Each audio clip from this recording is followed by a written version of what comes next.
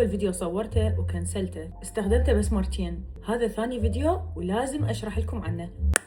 تعالوا أعلمكم شلون رجعت جسمي قطنة ب3 أيام بس ب3 مواد.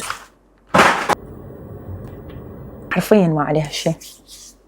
شفت مريم الخالدي مرة من المرات عن تقشير فيزيائي، عبارة عن مواد طبيعية قوية تقشر الجسم، استخدمها بس كل 10 أيام مرة فقط. ما يصير نخبط وياه نهائيا أي منتج ثاني اللي هو الشاور جل، الصابون، قشرات.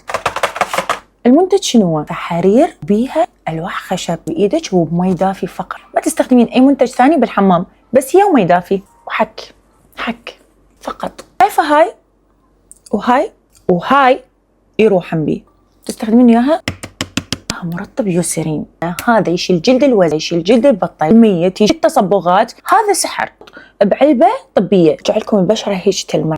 المنتج الثالث هذا لو يحكي أني من أقوى المنتجات على رجليك، مسوية بتي كير رجلين مال الأطفال، منحك وخلص تنامين يوميا.